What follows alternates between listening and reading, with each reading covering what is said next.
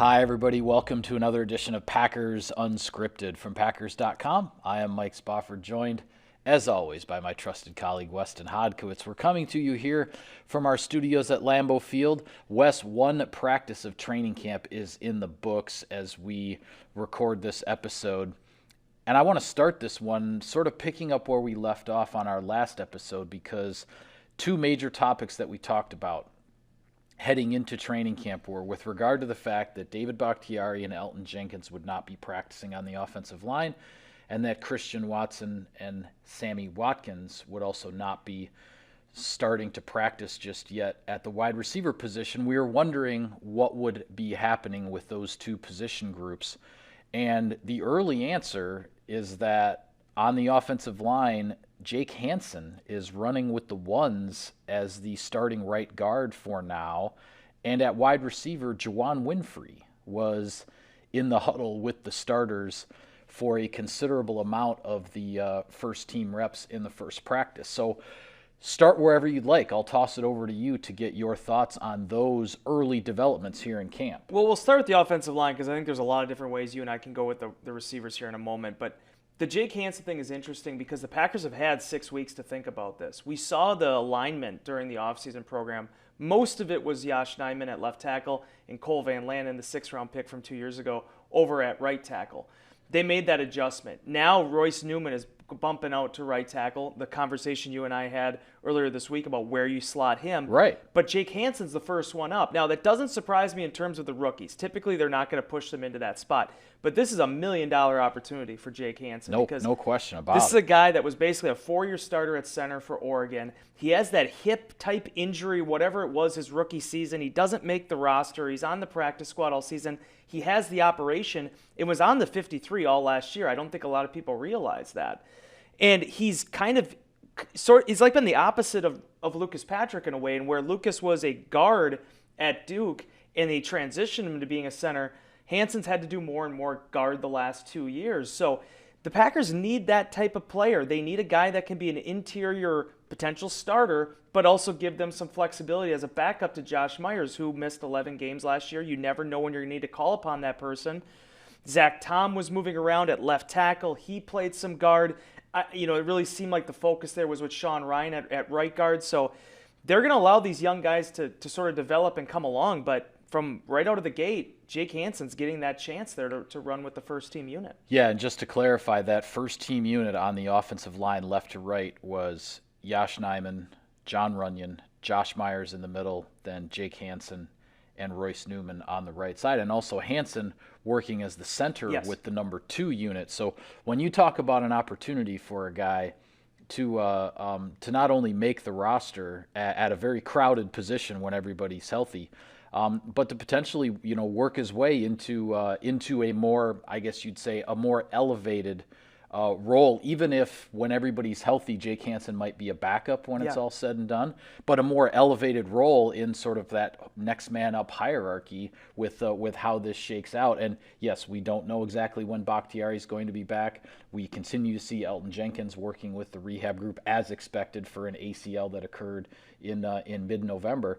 But at some point, the Packers are hoping to be back at full strength on the offensive line, and it's going to be very interesting to see just how all the dominoes line up at that point. Yeah, and as you said there, it very well could be that Jake Hansen ends up as a backup, or you look at a situation like last year where Royce Newman comes out of nowhere after being in the competition at right tackle to end up being the starting guard 2 weeks into camp. John Runyon didn't start the opener, but then Lucas Patrick has the concussion against the Saints, and he's the left guard the rest of the season. Yeah. So you never know how the dominoes are going to fall. Just the fact that Hansen's getting the shot right away, again, you're looking to hold serve if you're Hansen. You're looking to tell the Packers, yes, you've drafted these guys, but I can handle this job too. Yeah, absolutely. Well, at wide receiver, as mentioned, Juwann Winfree was in there with the starting offense, and it didn't take long. I believe it was the second 11-on-11 period of practice. Winfree was lined up, split out to the right, one-on-one against Eric Stokes, and it was clearly single coverage based on the way the defense was lined up. And Aaron Rodgers gave him the go route. He took off. Eric Stokes had pretty darn good coverage on the play. Rodgers threw a perfect ball. Winfree made a diving catch. Really, really impressive play. And both those players talked about it afterward in the locker room. It was a moment of Rodgers where he was sending a message to Winfree, like, all right, I trust you here. Let's get this done, right? And it was Winfree feeling that boost of confidence from that trust from the quarterback that, all right, this guy's got my back. He's, and I'm going to come through for him. I thought the Allen Lazard catch, which we'll talk about in a minute, was definitely the highlight reel plays of the first practice. But I wrote about the fact that I thought the most important play, if you want to talk big picture here, the most important play of the first day of practice in my mind was the deep ball to Winfree. It was, Mike, because of what it means for Juwann Winfree. Allen Lazard, certainly that's a play that happened. We'll talk about it in a second. Aaron Rodgers will be thinking about that in week 3 if that type of defensive alignment works out and he needs to give his guy a chance. But ultimately, Winfree is the type of guy that needs to make plays to make this team. And Mike, we've seen it for 2 off seasons. He really had that coming out party in 2021. I'd put him up there as one of the MVPs. Him and Jordan Love, they had a synergy going on there. But then he hurts the hamstring. He isn't able to play in the preseason. Yeah, it knocked him out of action for an extended period of time. Yeah, if this guy is just able to get to that first preseason game in San Francisco, I'm really excited to see what he can do. Good size for the position. He had a good makeup. I believe he was a 6th-round pick or somewhere around there. Yeah, 6th-round pick by the Broncos in 2019. Yeah, so it's not like this guy's just completely coming out of nowhere, but it's just a matter of if he can stay healthy and keep making the most of these opportunities. One of the reasons I wanted to delay the conversation with the receivers is because it goes back to something Aaron Rodgers said in the group huddle you were with him in. Tom Clements, the Packers quarterbacks coach, longtime assistant, he's not the type of guy that's sitting there doing like dabs and patting guys on the back. He's a pretty stoic individual. But after that, in addition to kind of cracking a smile at a few points, giving Rodgers a fist pump. Aaron Rodgers doesn't have the day that he did coming out of the gates if his receivers aren't making plays for him. And whether it was Winfree, whether it was Romeo Doubs and Samori Toure, 2 rookies that have come in, and Mike, I've said it time and time again, they have not blinked. These guys have made every opportunity that has been presented to them. And again, I'm not saying that means it's going to lead to 140 yards in the opener. Yeah. But I've said it time and time again in that we know what it's like when a rookie doesn't go out there and make plays. When you start to get 2 or 3 weeks into camp and you really haven't noticed a guy yet, both of those guys have gotten themselves noticed since the very beginning. And going back to Allen Lazard, there really is nothing more that you can say about this guy. That catch, and you can do the blow-by-blow on it if you want, it reminded me so much, yes, of the Antonio Freeman, that he's going to the ground. He did what play 22 years ago? Yeah, the ball kind of kicks off his leg and it ends up in his hands. But more and more that I see Allen Lazard, the comp that I start drawing is Jordy Nelson. Because the way that he can utilize his body and contort himself and make the point, the catch at the high point, that I think is ultimately what his real hidden strength is. And I think you're going to see more of it this season with more targets. Allen Lazard is a professional football player. He's been a guy that has been a stud since high school.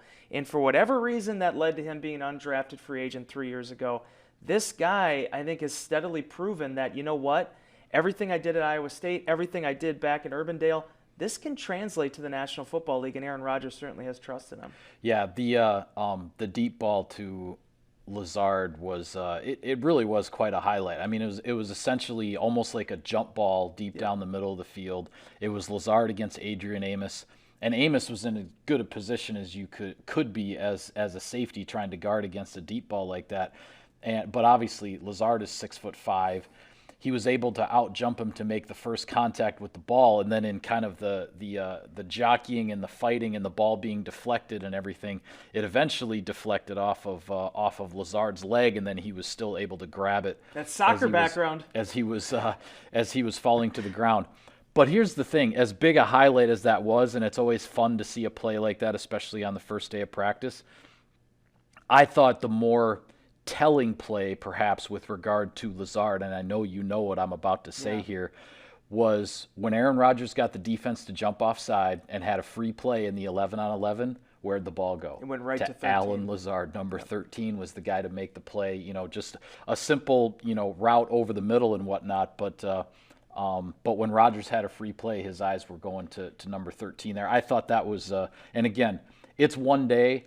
And I should say, to follow up also on what you said, we saw some really good moments on the first day from Amari Rodgers, from Romeo Doubs, from Samori Toure. With those guys, you're looking, okay, can they start stacking days now, right? Can they put them together? Can they string together multiple good practices and work their way up instead of getting the occasional rep with Aaron Rodgers to maybe get more and more reps with Rodgers, because those guys were catching passes from all the different quarterbacks on day one. But Lazard, for him to have the day one that he had when he was gone the entire offseason, was not here, did not sign his restricted free agent tender, so he wasn't even here for the mandatory minicamp because he didn't have to be. He wasn't technically under contract. He made that, that was his own personal decision to kind of keep his off season to himself, and then the first day here he shows up and really balls out at Nitschke Field. I was impressed. Well, and I know so much has been made of the offseason program, not just in Green Bay, but veterans taking part through across the league. When you see Lazard come back in the shape that he's in, though, in the shape that Aaron Rodgers came back in, I mean, Mercedes Lewis, these guys put in the time. Yep. They know their bodies, they know their process. And I understand Matt LaFleur said it, you want to have as many guys as you want during those 9 weeks. You want all of them here. But I get the veterans' perspective on this. I understand the season's got 1 week longer now. I mean, it's getting eaten more and more. You and I were figuring that out when we were trying to figure out our PTO schedule. It goes by fast. Yeah. So for Lazard, to be able to come back here, be in the shape that he's in, and then play and practice to the level in which he did, I think it shows that he put his time in good use. He went back to Iowa State, worked out with his college coach. I mean, just really focused on himself here in what is going to be a critical, 2022 season. Yeah, no question about it. I'll take care of some sponsor business here, Wes, and then I want to get back to another point you raised earlier. SiriusXM NFL Radio delivers hard-hitting analysis and up-to-the-minute NFL news that true football fanatics need 24/7. 365. And at Cousin Subs, we have something for everyone, like our Wisconsin cheese curds, mac and cheese, golden fries, and creamy shakes, all paired with your favorite sub or sub in a bowl. Cousin Subs, we believe in better. All right, you mentioned the return of Tom Clements as Aaron Rodgers' position coach. And just when you thought perhaps Aaron Rodgers had exhausted all avenues for motivation, right? A guy who's entering his 18th season in the NFL. Yeah. This is his 18th training camp. How does a guy like that motivate himself to go out there, through, we're not even to the dog days yet, but for a guy like that, it's, sort of everything maybe can feel like a dog day of summer when you've been doing this for so long. What does Aaron Rodgers tell reporters after practice when he gets that fist bump from Tom Clements for what turned out to be a pretty good day for the offense on day one? And he said, yeah, those types of compliments from Tom Clements can be difficult to come by. And he said, I wanted to show my old coach that I still had it, right? That he's like, hey, coach, like I can still play, right? And it was partly tongue-in-cheek, but yet in some ways not, because Rodgers does find different avenues, find different ways to motivate himself, to keep his level of play, even on just day one of however many days training camp is going to last here. And he did have a good day. It was impressive what the offense did. Now, that being said, Rodgers also said, hey, this is a darn good defense the Green Bay Packers have, and there are going to be some days in this camp during the installs, whether it's during third down or red zone or the other situational periods they do. He says, we're going to take our lumps on offense because this defense is darn good. There are going to be days where they get the best of us. And he said, and that's going to be good for us as well, because as this offense is making the transition to, a new receiving core, working in these guys on the offensive line who are filling in while other guys are out, dealing with that kind of adversity and kind of getting it handed to them here and there from the defense, which Rodgers does expect to happen, is going to be good for them in the long run. So the give and take here between this offense and this defense over the course of training camp is going to be fun to watch. Allen Lazard said it too. I mean, not only just for him, these rookies, they're going to be going up against one of the best secondaries in the National Football League for the next month. They're going to see him day in and day out. Jair Alexander is the measuring stick for cornerback play right now in this league. Rasul Douglas, I mean, what he did last year and the fact that, he's already aspiring for another 5, 6, 7 interceptions this season. And as you said, a guy like Eric Stokes that's come in as young as he is and being able to make the impact, they are going to take their lumps.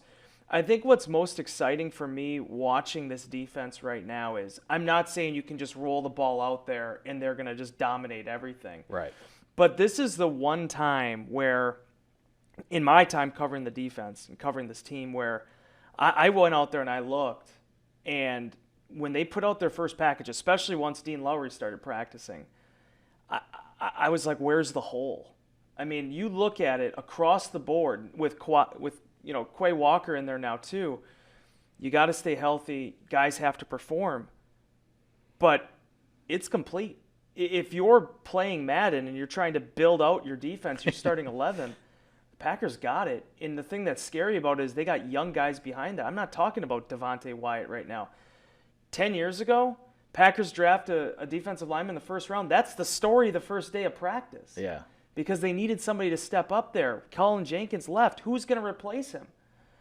The Packers are deep, man. And seeing how that defense performs, and again, there will be give and take between the offense and defense throughout camp, but that unit, if they're ready week 1, I think it's a huge cliche, but the sky truly is the limit for where that group could go. Yeah, I agree with you. And yes, you cross your fingers for good health. And with regard to, a young guy like Quay Walker, a guy like Devontae Wyatt, who we know is going to be in the rotation, a second-year guy like Eric Stokes, you just hope that all of that cohesion with those younger guys and the veteran players, because that is quite the veteran defense when you're talking about Jair Alexander, Adrian Amos, Preston Smith. Yep. Devondre Campbell. I mean, there is a ton of NFL experience and quality NFL experience on that defense with a lot of young, up-and-coming talent. And if it comes together right, and that's what this training camp is for, is all these reps the guys are going to get day after day after day on the practice field, pads or not. That's where you're hoping it comes together from a cohesion standpoint, and then in week 1, this is going to be the unit that is ready to roll from the get-go. And look at the player acquisition phase of this, right? Eric Stokes shows you why the draft matters, why it matters to hit on your first-round draft picks. Chris Barnes shows you why it's great to find undrafted rookies, the diamonds in the rough, the guys that got passed up 256 times but still were there and that can prove to be real capable NFL talent. It shows you why unrestricted free agency matters when you look at a guy like, Jaron Reed coming in, Adrian Amos on the back end, Preston Smith on the edge, and more importantly, as we've talked about time and time again now, why street free agency matters. Yeah. Why, when a guy like Rasul Douglas comes in, what he can do. Devondre Campbell being still out there in June, why those guys are being brought in. The Packers built that defense. It wasn't one specific thing. They didn't buy it. They didn't draft it. They didn't claim it off waivers. It was a sum of the whole. Yeah. And I think that's why the ceiling and why when you get all of that to come into alignment, why the potential is so great. Yeah. Well, one other topic to touch on before we go, because I know a lot of fans are curious, concerned, whatnot with what's going on. We did get an update on David Bakhtiari, the 5-time All-Pro left tackle. Brian Gutekunst, before the first practice on Wednesday, was asked about him. A couple of key things that he said. One, he was asked whether he had any concerns that Bakhtiari could eventually get back to his All-Pro level, and he said no, even as long as this layoff has been and whatnot. He has all the confidence in the world that Bakhtiari will eventually get there. But the reason that this has taken so long is, A, Gutekunst revealed that this was not just a garden variety ACL tear from December of 2020. This was a much more complicated injury. We knew that Bakhtiari last year had already had a second sort of follow-up procedure, and then Gutekunst revealed that this past offseason Bakhtiari had yet another procedure. And then Bakhtiari spoke to reporters after practice to add a little more clarity to the situation as well. Now, he wasn't making any predictions, not giving any timeline as far as when he's going to be back.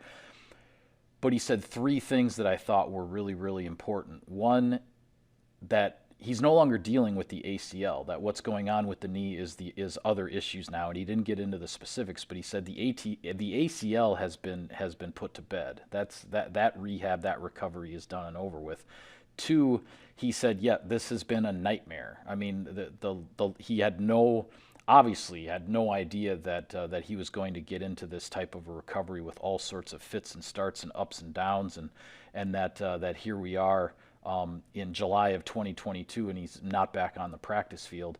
But then he also said, with regard to his concern level for his future, and he says, my concern level is low. Now, he's not going to predict when he's going to be back on the field, but David Bakhtiari is confident that he's going to get there. And it's just a matter of, as patient as everybody has had to be throughout this whole thing, the patience needs to continue because Bakhtiari's putting in the work. He plans to get back out there at some point, and we just have to wait until that day arrives. Yeah, and as Aaron Rodgers said too, I mean, you got to remember this is a guy that he wants to not just be an all-pro left tackle. He wants to be an all-pro left tackle for the next 4, 5, 6 seasons. This has been frustrating. I can't imagine what has been going on in David's head. I can't either. To perform at the level he did, to be as durable as he was, to have everything come to fruition in his career. It was the beginning of a Hall of Fame career that still very well might end up in Canton. To have to do a full stop on that, I understand Packer fans can, patience can be tough, but the work that he's put into this, I don't think it's you can deny it. And as I wrote in Inbox this week, don't count this guy out. No. Don't bet against him because no, I wouldn't either. If he's back, I mean, you look at what some franchises have gone through, what Washington has gone through, trying to replace Trent Williams. Some of these franchises, these guys, much like quarterbacks, aren't just all out there. The elite ones make a huge difference. And as I've written multiple times in Inbox as well, it's one thing to be able to win games in the regular season, put yourself in the playoffs and whatnot, as the Packers have done when Bakhtiari has been sidelined. It's another thing to be in the playoffs and beat the best teams in the league when you don't have your best guys. Yeah. And the Packers have missed as great a job as the offensive linemen, the backups, the coaches, everybody has done to put the Packers in the position they've been in the last couple of years despite all the injuries. The bottom line is not having their best guys in the biggest games has shown up. Yep. And if the Packers are going to get where they want to go in 2022, I think David Bakhtiari needs to be a big part of it. So you cross your fingers that eventually this long nightmare for him will be in the past. And I'm not the training staff. I'm not Doc McKenzie. I don't know what those conversations are like. But if it was me, the only advice I give is just breathe. Just focus on this day and what's in front of you.